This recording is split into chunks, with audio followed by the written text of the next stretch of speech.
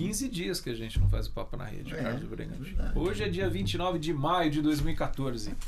4 horas da tarde aqui em São Paulo. A gente tá começando a esfriar, o inverno tá chegando, mas não tá chovendo, a cantareira tá seca. E vai faltar água aqui nessa cidade. Se você tá vendo ao vivo o nosso papo, não, tomara que chova. Para com essas profecias. Participa, entra, manda sua mensagem aqui, a gente vai ler. A gente vai conversar um pouquinho hoje com o Ricardo Wesley, que está aqui com a gente. A gente queria agradecer a sua presença aqui, Ricardo, para conversar um pouco sobre o Pacto de Lausanne e o Congresso de Lausanne, que aconteceu em Lausanne, uma cidade da Suíça. Não é aqui Lausanne Paulista. Não é bairro paulistano. E talvez alguns tenham... Para alguns seja novidade, né? Mas eu acho interessante a ideia, é conversar, até porque agora no mês de julho se completa 40 anos né? Da primeira edição, que foi em 74. E eu acho que foi um momento, foi um evento, um acontecimento significativo na história contemporânea da igreja, sobretudo da igreja evangélica. E bom ter você aqui. Obrigado, Fernando. Obrigado, Brigantini, aí, por me receber aqui no programa de vocês. Para mim é um prazer. Eu fui saber do Pacto de Lausanne, aconteceu em 74, eu estava fazendo 18 anos. E eu fui saber do Pacto de Lausanne em 83, 84, por aí. Eu era da Igreja Batista, tradicional, onde estes assuntos eram tidos, especialmente pelo momento que a gente vivia, né? Como assuntos perigosos, do tipo, isso é coisa de subversivo, né? É mesmo, não se toca nisso. Particularmente no contexto dele, conhecendo um pouco. Na minha igreja, subversivo que veio da Suíça, de Lausanne, como que pode ser tão subversivo assim? Mas não importava. Quando começou a se falar nessa questão de um evangelho, aquilo que a gente estava falando agora há pouco, evangelho, essa questão social que o evangelho resgata, né? eu acho que ainda que não de maneira tão profunda, mas eu acho que Lausanne tocou nessa questão. Quer dizer, em 74 o Brasil vivia uma ditadura em que toda essa questão, se falar em questão social, era às vezes assunto para o DOPS, né? Departamento de Ordem e Política Social. Especialmente algumas igrejas locais, né? Que eram ultra restritas em tudo. Não só na doutrina, mas também no envolvimento para fora.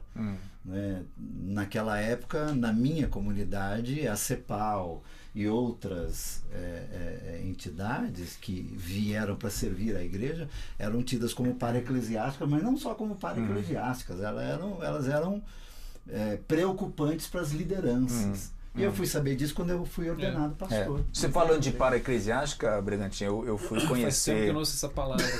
Pois é. Aliás, eu mesmo não gosto dela, não. Tá cheio de igreja aí que é para-eclesiástica, inclusive. Eu resgatei porque, para mim, o Pacto de Lausanne veio para quebrar exatamente esses dogmatismos, esses paradigmas, né? Que nos separavam, né, naqueles dias. Eu, por exemplo, conheci o Pacto de Lausanne na minha época de me conectar com uma estudante universitária, com uma dessas chamadas para-eclesiásticas, que era a ABU, né? Quando eu entrei como estudante na USP, no final da década de 80. Então, 88 foi um pouco depois do que você mencionou aí. Aí eu logo tive contato com esses textos e materiais. A ABU publicava na época uma série sobre Lausanne e alguns ícones pra gente que eram os nossos heróis aí no movimento estudantil na ABU, que era falar de René Padilha, Samuel Escobar, que foram esses pioneiros até do movimento estudantil ao qual a ABU faz parte na América Latina e tal. Então, o John Stott e tal. Então, era através de ler os textos desses que, na verdade, foram personagens importantes, para não dizer talvez os personagens principais que apareceram e influenciaram o que foi, me parece, Lausanne, em 74. Eu conheci nesse contexto desse material que era publicado pela ABU e depois em parceria com a Visão Mundial também, aí no final da década de 80, né? A Silvinha lá de Itaboraí mandou um e-mail dizendo que é a primeira vez que ela está assistindo o programa ao vivo. Bem-vinda, Silvinha. Bem-vinda. A gente lê, manda um e-mail. Os nomes que apareciam nesse tempo aqui eram o Ariovaldo Ramos, Caio Fábio. O Ed estava assim, já trilhando por esse caminho, o Ziel, né? Quer dizer, eram nomes que a gente começou a ligar, né? A estas, vamos dizer assim, estas propostas que ainda lá no meu contexto, né, de comunidade bem restrita eram verdadeiros palavrões, né? Agora, Ricardo, o que é especificamente, vamos entrar assim um pouquinho, o que foi o Congresso de Lausanne? Foi em 1964, que pensando em termos de mundo, era também um período assim crítico, pensando na questão da Guerra Fria, né? E por que Lausanne se tornou tão significativa assim, né? Se me permite, Fernando e Bragantino, talvez até eu vou voltar um pouquinho antes, assim, porque na verdade no cenário cristão mundial você tem, até depois da Segunda Guerra Mundial, você tem articulação no Concílio Mundial de Igrejas, você tem a Associação Missionária, Conferência Missionária Internacional, que surge nesse contexto também.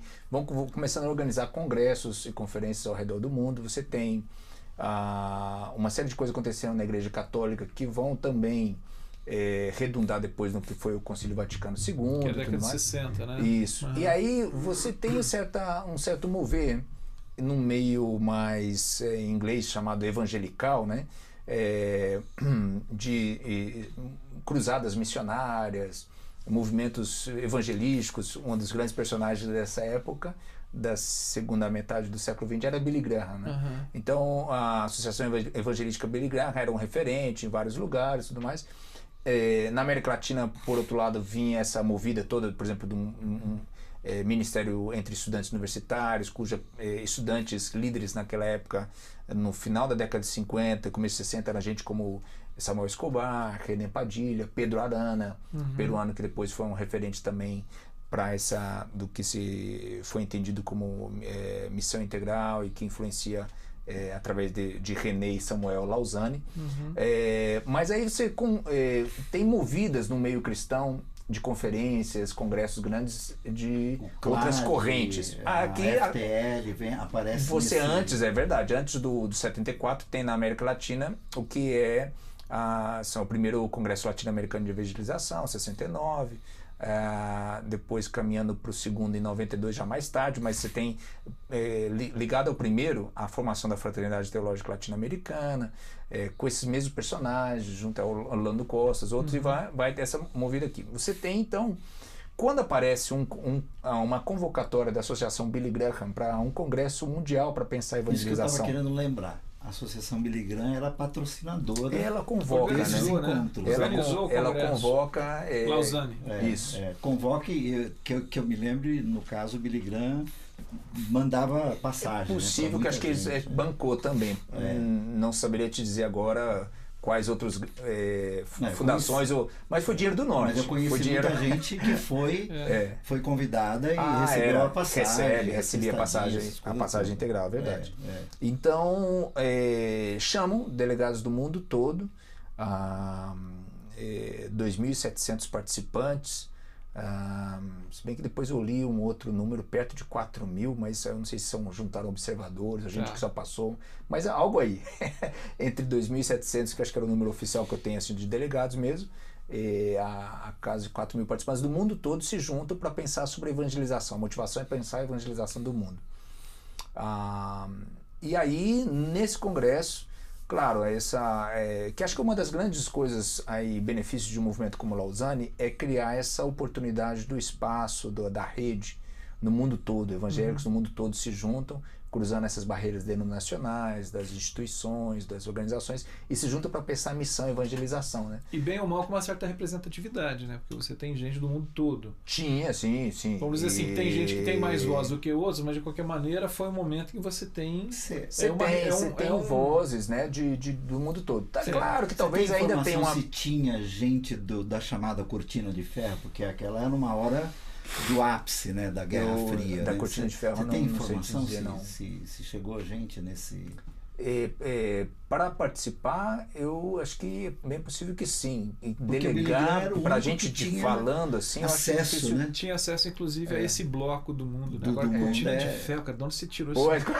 Falei, nossa, me cheirou Você assim, foi- bateu você o mar foi de longe naftalina agora. aqui no Minha estúdio. idade, rapaz. Nossa, mas vamos lá. Minha idade, meu. Mas Eu sou assim, antes da queda do muro.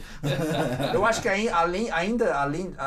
apesar de ter uma predominância de vozes e agenda formada no norte pelas igrejas anglo-saxônicas, como se diz isso, cara? Anglo-saxônicas, né? Anglo-saxônica. Saxônica, não? É, já as ia falando igrejas- anglo-sarrona. Anglo-sarrona é espanhol, né? Saxônica. Meus anos no Uruguai quase que me traíram aqui.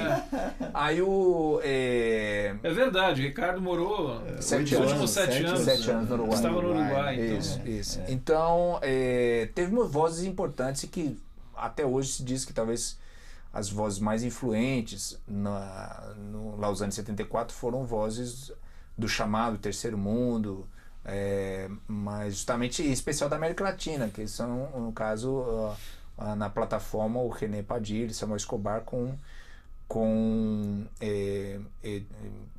falas que elas levaram a comunidade evangélica no mundo todo a entender a evangelização de uma maneira mais ampla, né? Toda essa ideia depois que vai ser entendida como uma marca de Lausanne, todo o evangelho para todas as pessoas, né? O evangelho todo para o homem todo, em todos os lugares, né? Em todas as nações e tal. Então, não necessariamente com esse slogan, mas isso vem gestado desde 74. E pessoas justamente até partes do que Samuel Escobar e René Padilha falam na plataforma em Lausanne, literalmente frases que eles falaram são tomadas e colocadas depois no Pacto de Lausanne, né?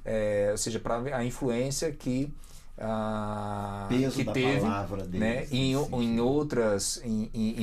Em lideranças ao redor do mundo, sejam jovens que estavam participando de Lausanne, sejam pessoas já com uma certa trajetória, como John Stott, que faz parte da redação do Pacto de Lausanne, e reconhece depois, até o fim da sua vida, como que ele é profundamente influenciado por essa visão e entendimento da missão que vem desde os seus companheiros de missão na América Latina. Isso é muito bacana, né? Isso o John Stott reconheceu depois.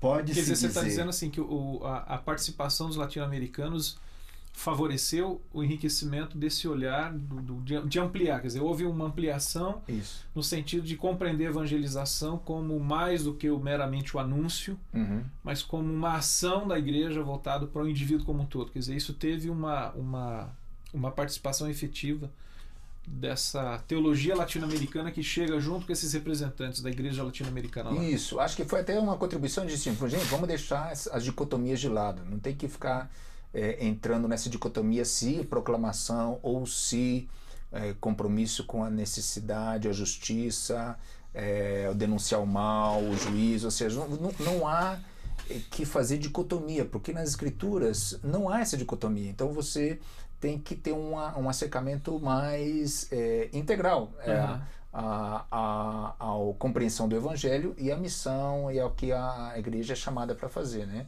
Então essa contribuição, acho que com certeza desde Lausanne 74 a marca aparece muito dos latino-americanos aí nesse congresso, né? Pode-se dizer, como já ouvi, que esses latinos roubaram a cena em Lausanne e Lausanne era para ser uma coisa e foi outra por conta desse discurso, dessa fala. Olha, é difícil de falar assim. A gente não estava, né? A gente não estava lá, né? Mas você leu documentos. Né? Assim, eu acho assim, na história do próprio movimento de Lausanne, e um pouco de algumas reações que acontecem dentro do próprio movimento de Lausanne, depois de 74, em que reflui um pouco a coisa, né? Tá. E diminui muito essa ênfase de uma compreensão mais holística, mais integral do evangelho, e vai para outras ênfases na década de 80, culminando até com o segundo Congresso de Lausanne, que foi em 89 em Manila, Filipinas. Então, até mesmo pela reação que houve, você vê que talvez não era tanto a agenda de alguns grupos e que se sentiram incomodados, possivelmente, com essas ênfases por onde foi a coisa, e tentaram refluir nos 15 e abafar anos um pouco. seguintes puxaram a rédea. Parece que houve isso menos sim, essa né? socialização. Entendi. O que acho que é lamentável de certa maneira, mas assim, acho que Deus é que move as suas peças na história e tudo mais, e claramente acho que até a reação a isso também por Você parte acha de... que Eu acho que houve uma Você reação... acha que Deus Eu acho que moveu sim, alguma por coisa exemplo, nesse sentido? teve discussões muito interessantes desde o final da década de 80 e nos anos 90, de novo até com Samuel Escobar criticando essas missiologias gerenciais que põem ênfase mais na estratégia, vamos ganhar o mundo nessa geração e o recurso é assim e dessa maneira, alcançando esse povo e tal, e toda essa organização que tem muito a ver com o uso dos recursos, ter grana, o uso dos recursos e vamos ter a estratégia que vai ser a chave de ouro para evangelizar o mundo nessa geração, que o pessoal gosta, parece de slogan, né? Mas eu acho que até a crítica a isso ajuda a igreja também, ajuda a igreja a pensar de novo, ajuda a gente a amadurecer, a crescer. Então, acho que tem esses... Sempre vai ter na história. Até, por exemplo, Lausanne, na verdade, se me permite, eu acho que é só um elemento mais na história. É engraçado porque acho que desde a história da igreja cristã, nos primeiros séculos, aí você tem esses movimentos na história da igreja, que às vezes alguns reducionismos na maneira como a igreja entende o evangelho e vive, aí tem alguns movimentos que abrem mesmo, né? Movimento monástico, depois movimento não sei o quê, que aí perde a força e também se engessa em sua própria coisa. Um movimento, vai lá, mais perto, movimento de avivamento na igreja da Inglaterra no século XVIII, amplia o entendimento da missão, o que tem o impacto na sociedade, mas depois do século XIX esfria de novo. Então, eu acho que a cada momento, eu acho que Deus tem misericórdia da gente, ainda bem, né?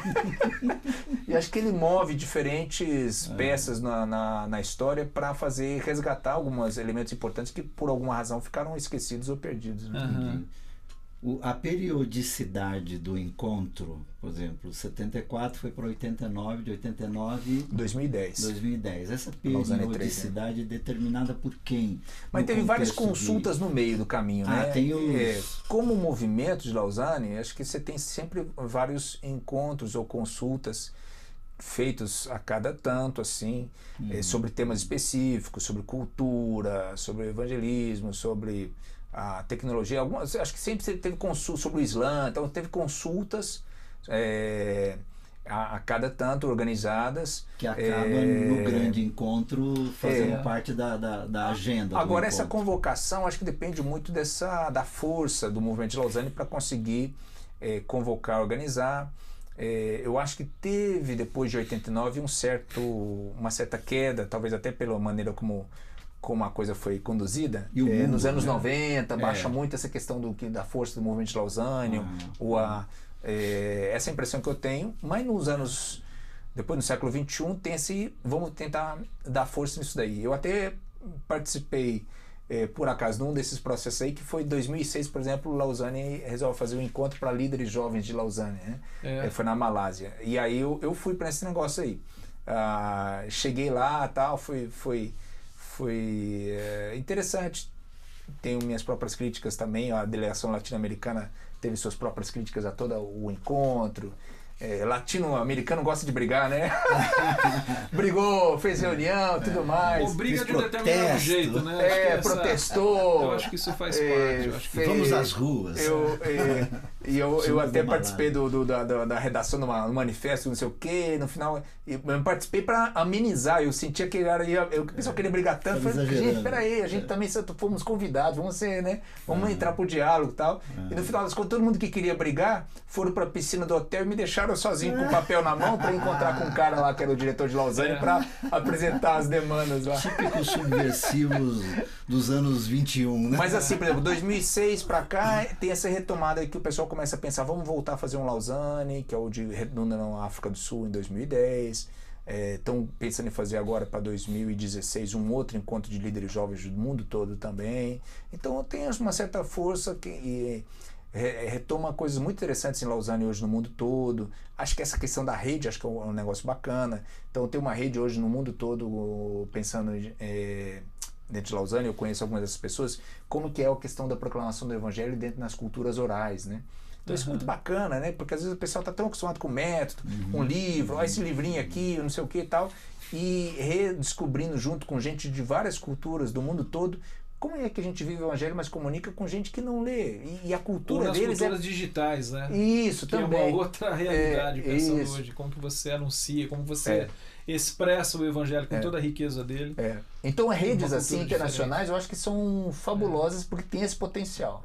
Tem esse potencial. Agora, Ricardo, o Congresso e sobretudo o PAC, me parece, assim, uma leitura que eu faço, uma das coisas que ele ajudou, eu tenho isso para mim, a balizar, né, a igreja em termos de missão, de evangelização, foi essa compreensão, enriquecer essa compreensão da responsabilidade social. Eu acho que Lausanne teve esse papel fundamental. Quer dizer, alguns fizeram uma crítica na época dizendo que não foi tão longe, quer dizer, ele foi modesto, mas eu acho que diante do que tinha, foi um avanço. Claro. E como diria o Ari Veloso, é melhor pingar do que secar. Quer dizer, houve pingos. E é fácil olhar para trás e falar mal dos caras que também cavaram esse espaço. Né? Então, assim, houve essa colocação, isso ficou no documento, está claro lá. Eu acho que talvez, aí é uma questão que eu estou colocando para vocês dois, que é assim, acho que uma grande dificuldade que a gente tem na compreensão do significado da evangelização, primeiro vem de uma forma, eu diria assim, platônica, uma influência já muito antiga, da gente compreender uma expressão que está lá em Atos, por exemplo, e que a gente usa até hoje no contexto da igreja, que é salvar almas. Quer dizer, essa expressão que acabou sendo cunhada como o efeito da evangelização, nós vamos evangelizar para salvar almas, ela acabou ganhando uma dimensão platônica. O que eu estou querendo dizer com uma dimensão platônica? Que ela é grega, ela não é judaica, porque quando lá em Atos fala e tantas mil almas se salvaram, ali está se referindo a pessoas. Só que hoje a gente compreende, precisamos salvar as almas. É salvar essa dimensão imaterial, em algum momento espiritual, um desprezo do corpo. Exatamente. Desprezo, então, assim, precisamos salvar a alma porque esse cara um dia vai morrer. Eu ouvi isso. E a outra coisa é a compreensão, inclusive, da própria salvação. Acho que é uma riqueza da palavra salvação usada no Novo Testamento, sobretudo nos Evangelhos, que é sozo, essa é a palavra em grega, que ela é usada em vários aspectos. Então, por exemplo, aquela mulher que tem um fluxo hemorrágico, quando ela é curada, Jesus fala assim, a tua fé te salvou. Salvou do quê? O que é essa salvação que alcança essa mulher? Quer dizer, ela estava com uma doença, estava padecendo ali uma série de coisas, padecia de uma exclusão social, inclusive, por conta da sua enfermidade, e Jesus fala assim, a tua fé te salvou. Era usado como sinônimo no Novo Testamento, né? Para salvar no sentido do perdão dos pecados, salvar no sentido da cura, salvar no sentido da restauração da dignidade, da reinclusão. Esse é o mesmo verbo usado. É o mesmo verbo. Exatamente. Salvar. Então, o que eu acho que é interessante é assim, que o sentido da salvação, quando a gente vai vendo o Novo Testamento, ele é amplo, ele aborda uma série de aspectos da vida humana, do ser humano. Sim. Né? E a gente acabou, eu acho que houve uma redução do sentido de salvar a alma e salvação. Mas acho que lê pouco a Bíblia, né, Fernando? Eu não tenho dúvida. Entendeu? E aí eu acho que o que Lausanne, uma coisa que contribuiu foi para pelo menos trazer a discussão novamente, essa questão de que quando se fala em evangelização, falar em salvar a alma e em salvação, a gente tem que discutir muito mais coisa do que significa um e outro. Mas os movimentos de evangelização ou de evangelismo nas décadas 50, 60, 70 e quase entrando para os anos 80, a ênfase era na alma. Sobretudo naqueles que defendiam os movimentos mais clássicos. Eu acho que Lausanne ajudou a resgatar pelo menos uma discussão. Lausanne... Eu acho que é um dos tantos movimentos que ajuda a resgatar e provocar um pouco a gente pensar. Acho que o principal vamos voltar para as escrituras, porque é interessante. Você, ainda que eu não gosto de só ir nas escrituras do tipo, olha, vamos ver esse texto bíblico que é a base bíblica para a nossa missão, porque eu não acho que funciona dessa maneira. Eu acho que, na verdade, todas as escrituras são essa grande história de amor de Deus pela humanidade, Deus vindo para reconciliar todas as coisas consigo em Cristo Jesus. Todas as escrituras essa grande história que é a base para a gente fazer o que faz. Mas mesmo assim, vamos por um momento fazer esse exercício de os textos clássicos são usados como base para a missão e tudo mais. Um deles, por exemplo, o clássico usadíssimo, talvez o mais usado mesmo, é Grande Comissão. A Grande Comissão é Mateus 28. Então, assim, olha, eu fico pensando, gente, por que não leem bem o texto? Por que não buscam entender o texto bíblico e do texto bíblico fazer a base para o que a gente está fazendo? Porque Jesus está falando, ó, toda a autoridade me foi dada no céu e na terra, que é engraçadíssimo, um cara que foi prisioneiro do império, acabou de morrer na cruz, vítima do império, como que vem falar que toda a autoridade está com ele, o poder está com ele? E ele fala assim, olha, no mandamento que dá para os seus discípulos, ele fala para vocês, indo por todos os lugares, façam discípulos de todas as nações. Então, o principal mandato que Jesus deu ensinando a guardar toda todas autoridade, as coisas. façam discípulos de todas as nações e eu vou estar com vocês até o fim dos tempos. Essa abrangência do mandato dele E ensinem todas as coisas. Exatamente. Que eles têm, fazendo discípulos de todas as nações.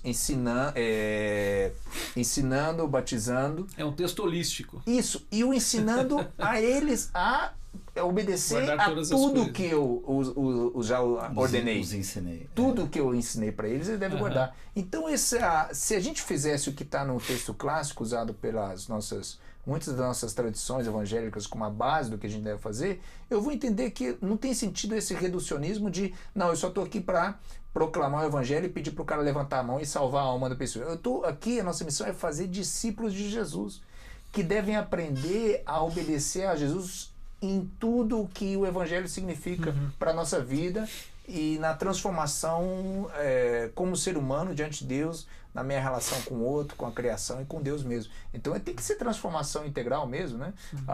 Então esse tipo de reducionismo, às vezes eu não consigo mesmo entender. Eu vejo historicamente porque que às vezes tem movimentos, certos fantasmas, certos medos de polarizações talvez ideológicas, políticas e certos temores, então se abraça certas facções, políticas ideológicas que no final viram teológicas, né? Frequentando os cafés e agora eu descobri os banheiros dos congressos que a gente vai percebendo essas coisas, Ricardo. Ricardo. Eu queria mandar um abraço pro Luan, que faz tempo que ele mandou e-mail, mandando um abraço pra gente aqui, lá de Guarulhos, Luan. Bem-vindo ao Papo na Rede, tá bom? Ricardo, e assim, não sei se o Fernando ia numa outra direção. Não, eu só ia falar uma coisa, só para terminar essa coisa do... Porque assim, eu acho que é ênfase... Tudo bem, tem que respeitar, né? Tudo bem. A âncora fica no fundo. Mas assim, essa coisa do holístico, que é o integral, e que me lembra uma palavra que a gente tem um certo preconceito com ela, que é a palavra católica. Né? Mas eu queria resgatar. Quer dizer universal, né? Eu queria resgatar o sentido exatamente da palavra no original, porque tem um texto, eu tinha encontrado ele aqui, olha que coisa interessante. Se bem que universal é uma palavra perigosa também hoje. Não, né? eu prefiro a gente está fazendo uma série de estudos sobre o credo apostólico. Ela ganhou lá na outras igreja. Conotações. Vai piorar a coisa. A gente né? colocou o credo apostólico creio na igreja católica. E vamos explicar o significado da palavra católica, porque eu acho melhor do que universal, particularmente. Né? Mas olha que coisa interessante. Cirilo de Jerusalém, 315 depois de Cristo, quarto século depois de Cristo, ele diz o seguinte: a igreja é católica numa época que não havia essa divisão entre católico e protestante. É esse aspecto. Universal. Ela é holística, né? Porque está espalhada por todo o mundo. Ensina toda a doutrina que a humanidade deve conhecer, conduz toda a humanidade e todo o homem à obediência a Deus. E ela é a cura toda para o pecado e possui todas as virtudes. É uma frase de Cirilo lá em 300 e pouco. Eu achei do riscado. Então, eu até fiquei pensando assim, essa coisa do evangelho. Tá bom, Cirilo, tá bom. O evangelho todo para o homem todo, rapaz, esse negócio aqui é antigo, viu? É lá do quarto século depois de Cristo. Mas, assim, só para fechar, o que eu acho que é muito bacana do credo, do pacto, para mim, isso é uma leitura que eu faço, né? Que eu acho que foi me ajudou na minha caminhada. Não, para mim foi fundamental. A resgatar essa compreensão assim, cara, quando a gente fala de anunciar o evangelho, é muito mais, quando eu comecei a me dar conta do que o pacto estava dizendo no Congresso, eu falei, puxa vida, o evangelho ele tem implicações muito mais profundas e amplas do que eu fui ensinado na igreja evangélica. Na minha caminhada. Para mim, o primeiro sermão com essa densidade, né, do que foi chamado depois de missão integral, mas que é esse pensamento, quer dizer, holístico, né, da missão da igreja, eu ouvi em 83 e ele foi um divisor de água na minha vida pessoal e no que daí por diante foi as minhas tarefas e compromissos daí por diante. Legal. Agora, eu queria me reportar a isso, quer dizer, quando é que isso desemboca no Brasil? Então tem Lausanne, 74, Aliás, falando sobre o pacto, só um parênteses aí, antes da gente entrar como que vai desembocar aí, né? Se o pessoal tiver curiosidade, porque é só entrar na internet aí, no grande Google aí, botar Pacto de Lausanne e vai baixar. A página da BU. Eu sugiro lá dar uma olhada, em especial, por exemplo, no parágrafo 5 do Pacto de Lausanne, que justamente é o parágrafo que tenta fazer essa síntese da importância tanto da proclamação como ação social, como parte da nossa missão, compreensão do Evangelho, né? Que é até alguns hoje olham e falam assim, não, mas ficou aquém do que poderia ser. Eu acho que para o momento e para a época foi muito significativo, foi o que pôde ser feito e apontou numa boa direção.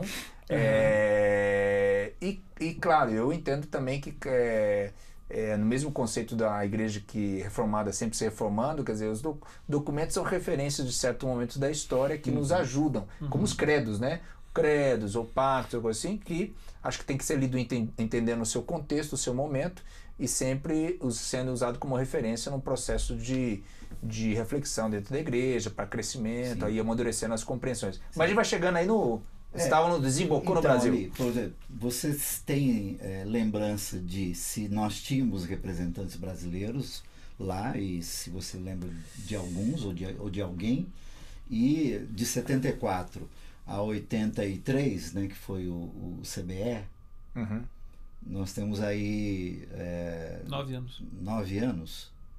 74, tipo, 83, 9 anos. Esses 9 anos para que chegue o Congresso Brasileiro de Evangelização, você tem alguma história, como é que uma coisa ligou na outra? Tinha brasileiro, sim, lá Robson Cavalcante. Isso que eu ia falar. O Robson Cavalcante estava lá. O novinho, mas ele... O nome que eu me lembrava era do Robson. Mas eu acho que devia ter outros delegados. Eu não saberia dizer quem, hein? Não tem problema. Mas disso o Robson... E aí eu acho que assim, aqui você tem tem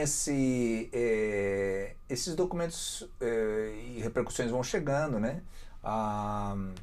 E você tem essa movida aqui no Brasil em torno do Congresso Brasileiro de Evangelização 83, né? Foi justamente na preparação desse congresso, eles publicam, não sei se foi a BU junto com a Visão Mundial, publicam um livro, Igreja, Transformação, Agente de Transformação no Mundo, agora eu não sei se era esse o nome, um livro tinha um mapa assim, era bege, e depois publicam logo depois um outro muito parecido, branco, com um mapa azul, que eu acho que foram as palestras do próprio Congresso Brasileiro de Evangelização, 83. Igreja, missão, uma tarefa inacabada. Eu não sei se eu tô... Eu acho que era isso. Uma tarefa inacabada. Uma tarefa inacabada. Publicado pela BU, né? Porque faz assim, tempo que eu não vejo esses livros, estou na memória aqui, mas... Então, por exemplo, é publicado não todos os textos de Lausanne, porque o Lausanne em inglês era Deixe o Mundo Ouvir a Sua Voz, alguma coisa assim, que era um livro muito grosso, com todos os materiais das oficinas, de tudo assim. E em português é publicado algumas palestras principais. O que eu me lembro, com certeza eu me lembro porque acho que talvez justamente o que marca mais a gente, o primeiro capítulo era do John Stott, depois tinha do René Padilha, Evangelização e o Mundo, do Samuel Escobar, Evangelização e a Busca Humana por Liberdade, Justiça e alguma coisa lá. Tá? Então esses textos, eles chegam no Brasil, né? E eles estão esperando...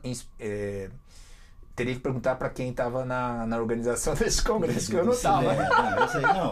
Mas eu acho que eles nutriam também essa agenda aqui do Congresso, Esses textos, do CBE na verdade, 83. Eles potencializam os movimentos internos. Mas eu não acho que talvez venha o Bragantino só lá de fora para cá, não. Porque na própria América Latina já tinha uma certa movida, né? Tinha o Cláudio em 69, depois a própria Fraternidade Teológica Latino-Americana, certos autores no contexto latino-americano que estão também pensando temas que levam ao que essa geração, uma geração que é influenciada e formada também através do primeiro CBE em 83, né? Entendi. Acho que aí é um pouco uma marca. A ABU publica toda essa série de livros de Lausanne, depois dos Tive Fome, Viva Simplicidade, do John Stott. O Evangelho do Homem Secularizado. O Homem Secularizado, sobre a questão dos marxistas, do comunismo, marxista, aos povos muçulmanos. Então, toda uma série assim. Um verdinho que eu acho que, eu lembro de ter lido quando era estudante, Evangelho e Cultura. Aquilo lá, assim, me ajudou pra caramba a entender como que essa questão do Evangelho em cada contexto e tudo mais. Então, eu acho que, assim, é interessante, né, como que eu acho que essas coisas, por isso que a gente não deve desmerecer esses esforços editoriais ou coisas assim, por exemplo, documentos e material, quando você faz acessível a gente não imagina o poder de formação de pessoas. Eu, quando trabalhava na ABU, às vezes eu viajava pelo Brasil todo, pelo trabalho com a ABU e tudo mais. Eu chegava numa cidade lá no norte, num lugar bem distante, assim, isolado, e eu via um cara dar um estudo assim fabuloso. Eu falei assim, gente, mano, o cara tirou isso, né? Assim, fabuloso. Chegou, cara, eu falei assim, né? Aí eu ia, o cara falou assim, pô, né? Como eu trabalhava na ABU, a primeira coisa, né? A gente é bobo e arrogante, né? Falei assim, e que encontro da ABU você teve? Nunca tive nenhum encontro da ABU, né? Aí eu falei, nossa, e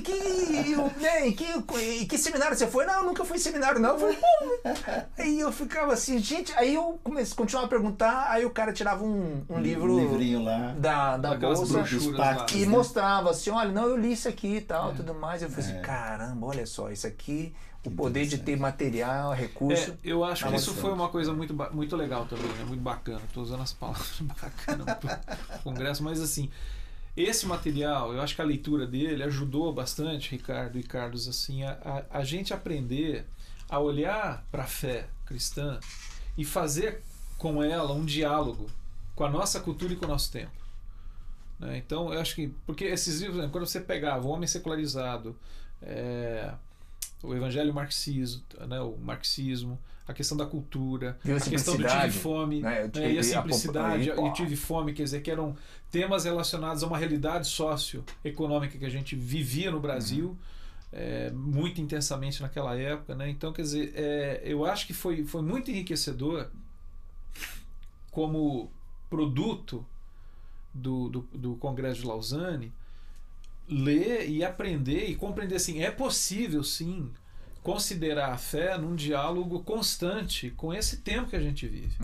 E não só tratando de temas relacionados à chamada, como diria o pastor Irlande Pereira Azevedo, a espiritosfera, quer dizer. Espiritosfera? Quer dizer, que são não, quer dizer, o Evangelho ele tem uma palavra para hoje, para questões que a gente está vivendo hoje, para dilemas, para dificuldades, uma teologia que seja prática. É nesse sentido, quer dizer, vamos ficar tratando os séculos dos anjos, não.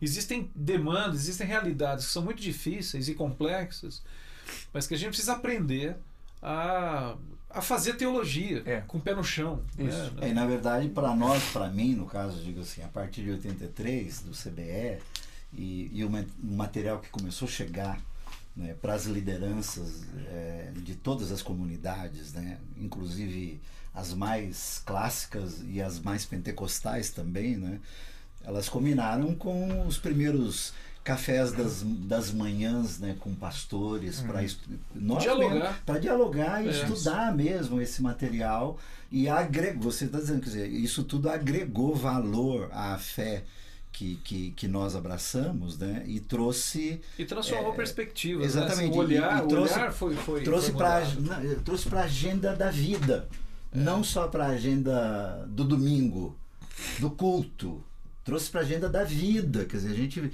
voltava do culto ou de um encontro desse para terça, quarta, quinta-feira, e você preocupado do tipo, bom, como é que isso vai desembocar no meu serviço a Deus e ao próximo, porque não tinha como ser diferente à medida que a gente fosse entendendo isso. Né?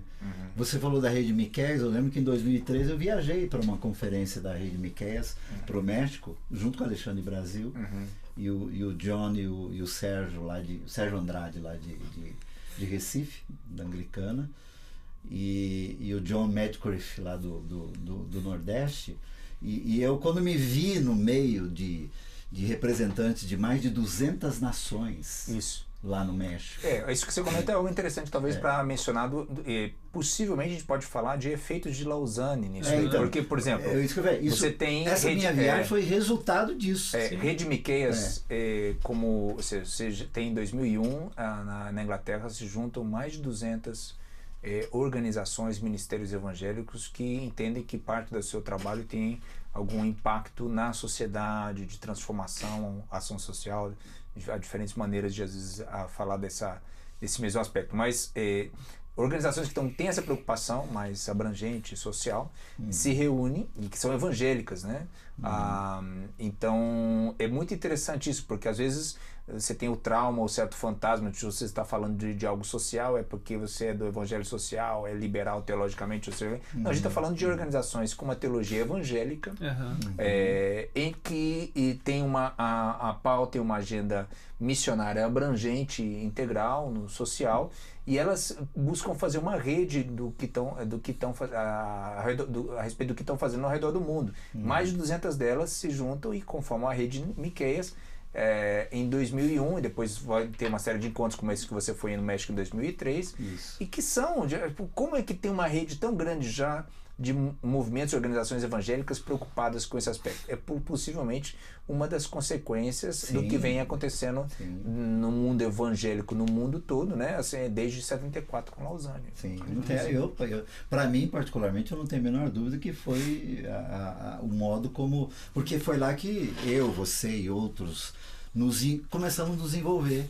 Né? A partir dos congressos da Vinde, mais da Vinde do que da CEPAL, porque na Vinde se tratava mais pé no chão de algumas coisas, inclusive com a vinda do John Stott nos anos 90. Eu acho que a Vinde, eu acho que ela repercutia mais os ecos de Lausanne nessa época no Brasil.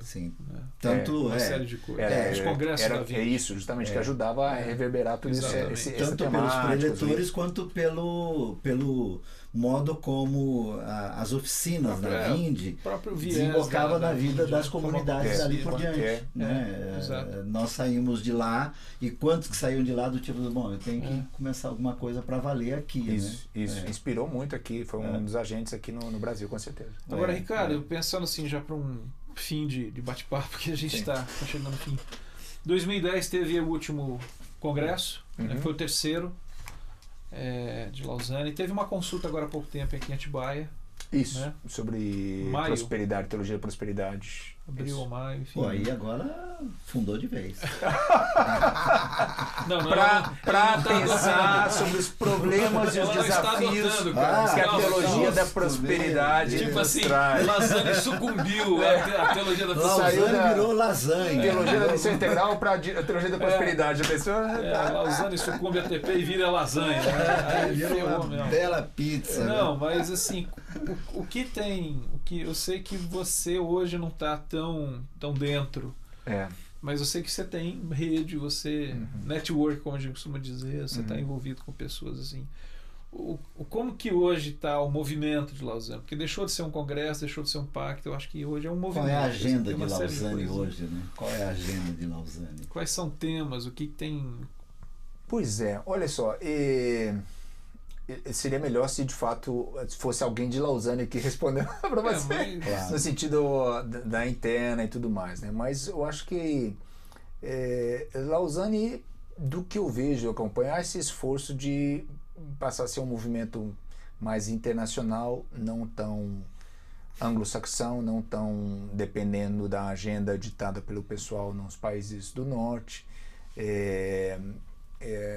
de investir mais nessas networks, nas redes no mundo todo, em diferentes áreas, como da missão da igreja, e acho que são coisas muito ricas que têm acontecido nessas redes que são formadas no mundo.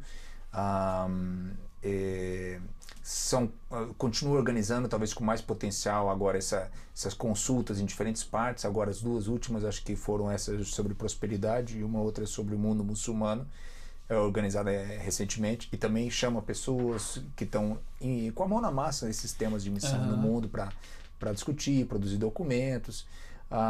Tem uma ênfase grande na formação, está preocupado com essa questão da formação de líderes jovens.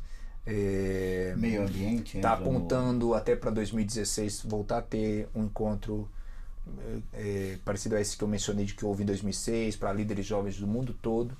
É interessante porque inclusive a organização desse ia ser no próximo ano, 2015, mas e até na Ucrânia, mas eles precisaram repensar um pouco como está essa coisa, estão botando na agenda para 2016. E na equipe de preparação são jovens que estão nessa preparação desse encontro de líderes jovens de Lausanne em 2016. E tem algo interessante, nem sei se eu podia ficar falando essas coisas dos bastidores assim, mas, por exemplo, a equipe... A biografia não autorizada. Na equipe organizadora desse de Lausanne 2016, uma responsável que está liderando essa equipe do Brasil e a mulher. Eu acho isso muito significativo. Então, assim, uma líder jovem que é mulher, liderando uma equipe internacional, preparando um encontro global de líderes jovens, que vai acontecer daqui a 2 anos, e eu acho isso muito significativo. Então, em que tipo de organização, movimento isso poderia acontecer, né? Às vezes nas estruturas eclesiásticas, denominacionais, as coisas são mais fechadas, e em movimentos como esse tem essa oportunidade desse tipo de algo de exercício da liderança muito lindo acontecer. Eu acho isso bacana. Então acho que Lausanne tem esse potencial. Tem alguns riscos, eu não acho que seja não adianta nada você colocar gente. Hoje um diretor executivo internacional é um coreano que foi missionário há muitos anos no Japão, Michael Wall. Mas não adianta só ter gente que seja do sul ou do leste, né, da Ásia, da África, da América Latina, por exemplo, em certos espaços, se ainda continuar fazendo tudo desde uma lógica anglo-saxônica. Porque isso acontece, tá? Então isso não adianta. Então tem que, acho que, mudar certos paradigmas, certas coisas, é um desafio. E a organicidade, acho que é o último desafio para o movimento de Lausanne, é muito difícil. Lausanne não consegue ter muito uma capilaridade. Assim, por exemplo, que acontece de Lausanne no Brasil, para dar um exemplo aqui nosso, né? Quer dizer, não rola alguma coisa, não tem gente que se encontra periodicamente, somos de Lausanne, isso não rola. Ou seja, então, uma organização mundial, para dar um exemplo, claro, eu vou falar da que eu trabalho, a IFES, que é entre os movimentos estudantis no mundo todo, em mais de 150 países, como a ABU. Quando você tem um encontro, uma Assembleia Mundial da IFES, você vem gente que está trabalhando nas bases dos movimentos estudantis de cada país. Vocês têm organicidade, gente que são representativos. Você faz um congresso mundial de Lausanne, você pode ter, e tem, porque eu estava no Uruguai, eu via isso acontecer, mas eu sabia de vários outros países que acontecia o mesmo. Gente que vai para o congresso de Lausanne sem ter nem ideia do que era Lausanne 74 ou Pacto de Lausanne. Então a dificuldade de você ter gente que está caminhada. Tem uma caminhada. E ele, a história. como nativo, por exemplo, brasileiro ou uruguaio, ele não leva experiência, né? Ele não leva a experiência do movimento na sua cidade, no seu país e tal. Chegou um e-mail da Graça aqui de Recife. Aqui, ó. Boa tarde, pessoal. O que tenho observado é que a produção do conhecimento teológico tem deixado em segundo plano a ação do Espírito Santo, aquele que nos ensina todas as coisas. O que vocês pensam sobre isso? Olha, você sabe que é ótimo que a Graça comentou aí, porque eu estava falando sobre as limitações um pouco da Lausanne para falar sobre isso também, né? Mas tem um texto, eu nem vou, peguei aqui que eu ia abrir o texto aqui, mas não vou abrir não, vou tentar lembrar de memória aqui, mas por exemplo, o René Padilha, numa dessas revisões da trajetória, até do que foi essa Lausanne ou a trajetória da missão integral na América Latina, aponta justamente como essa questão da da oração, da espiritualidade, do lugar do Espírito Santo como uma das lacunas e uma das áreas super importantes que precisa desenvolver mais se você quer ter teologias saudáveis de missão dentro da igreja.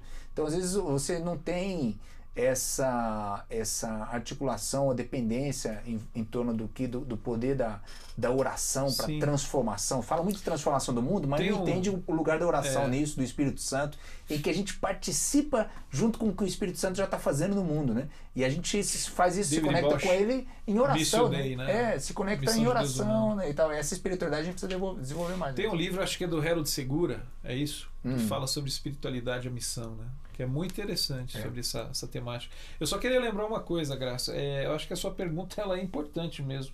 E eu estava lembrando, já que a gente está falando de Lausanne, né? 14º artigo do Pacto de Lausanne, o poder do Espírito Santo. Cremos no poder do Espírito Santo. E aí, enfim, tem todo um artigo aqui com várias linhas, mas falando exatamente dessa questão. Quer dizer, ele não se pode desconsiderar de forma alguma, né? Senão perde a... Mas tem essa tensão, é que tem essa tensão mesmo. Acho que historicamente tinha talvez acho que vem mudando ao longo da história, mas acho que em algum primeiro momento, por exemplo, seria uma pergunta muito interessante: quantos delegados de tradição pentecostal estavam em Lausanne em 74? Essa é uma pergunta que eu não saberia responder. E possivelmente, talvez, Lausanne ou outros movimentos interdenominacionais foram lugares mais para pessoas do mainstream, do mainline denominacional, das principais organizações, mas sem muito espaço ou com um certo preconceito com aquelas tradições mais pentecostais, que eu acho que mudou isso ao longo do tempo. Mas tem que continuar mudando e abrindo espaço. Chegou outro e-mail aqui, a Márcia Regina, aqui de São Paulo. Olá, assunto de extrema importância para se compreender e vivenciar o significado real do Evangelho. A pergunta é o seguinte: nesses anos, o Pacto de Lausanne conseguiu efetivamente transpor as fronteiras denominacionais?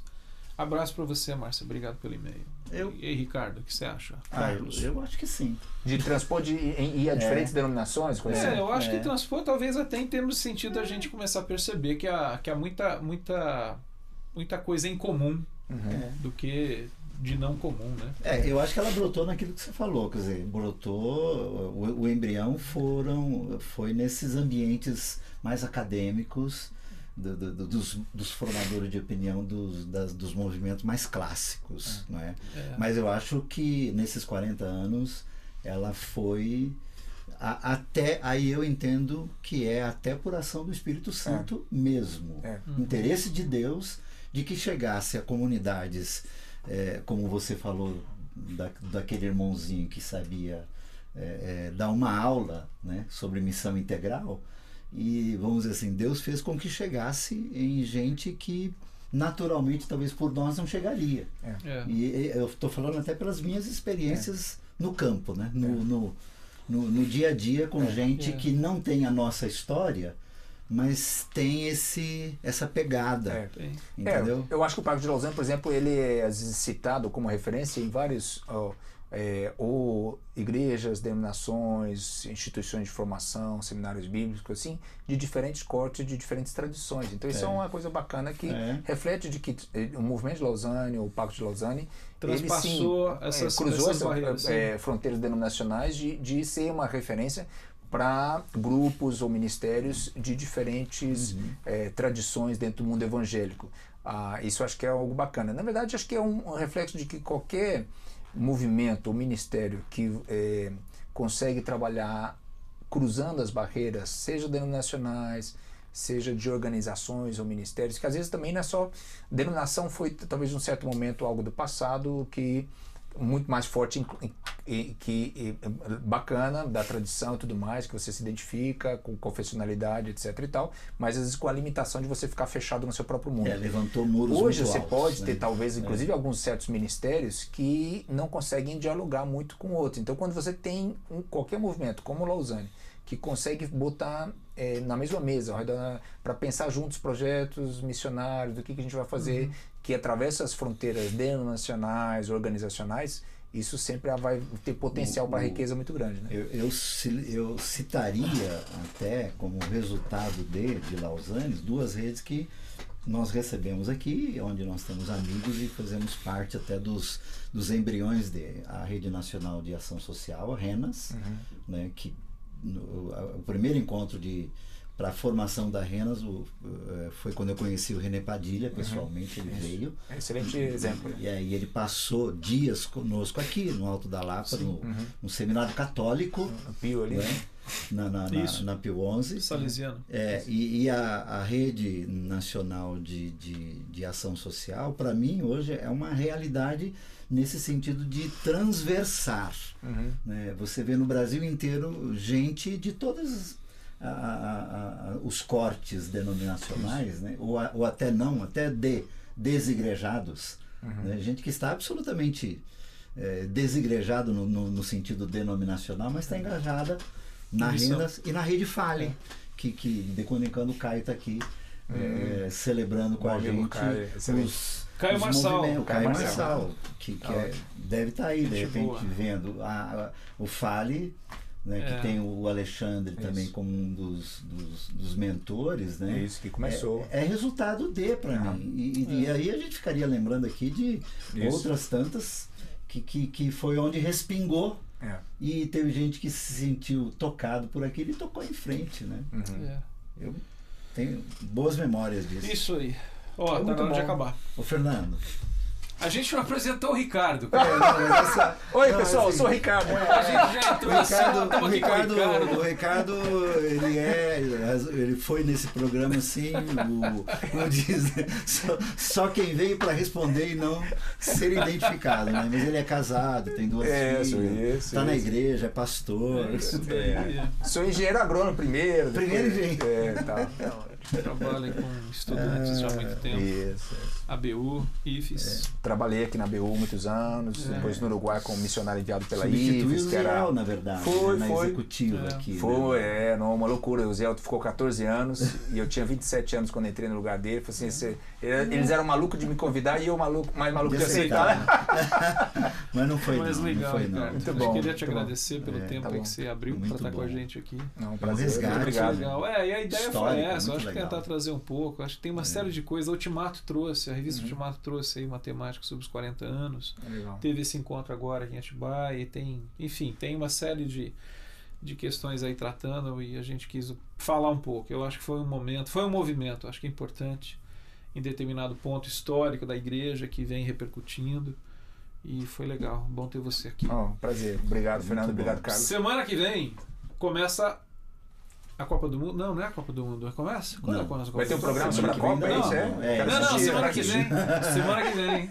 Não vai ter papo na rede, dia 5. Pensei que você ia falar não vai ter Copa. Não vai ter papo na rede. Não, vai ter Copa, eu vou assistir.